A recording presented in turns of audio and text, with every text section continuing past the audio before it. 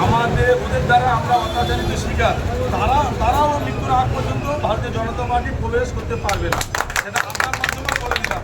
যারা আমাদের মিটিং মিছিল অনেকে ঘুরছে, আমরা তাদের চিহ্নিত অনেকে হয়তো করতে পারছি না, কিন্তু তাদেরকেও বলে দিচ্ছি, বুথ সভাপতি, অঞ্চলের সদস্য থেকে শুরু করে এই রকম যারা হারমাদ আছে তাদেরকে কিন্তু দলে ঠাঁই নেই। আপনারা ফালতু ঘুরছেন, যে মনে করছেন যে ঘুরছেন বলে যে আপনাদের দলের জায়গা পাবো, আমাদের চেয়ার মানে পার্টি অফিস চেয়ার, বিভিন্ন সভা সমিতির চেয়ার পাবেন, এটা আপনারা ভুল করছেন।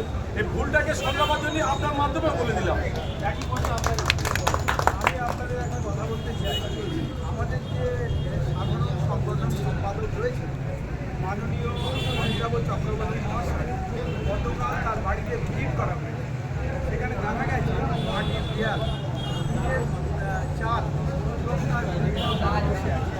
ভারতীয় জনতা পার্টি মানে একটা আদর্শ, একটা প্রভাবে, একটা উন্নতি, একটা প্রগতি। এখানে কোনো গুন্ডা, মুসলাম, ওলাবাজ, সিন্ডিকেট ব্যবসায়ী ওইরকম দল বসে জায়গা দেওয়া হবে না। সাধারণ মানুষ আমাদের এটা বলে সিদ্ধান্ত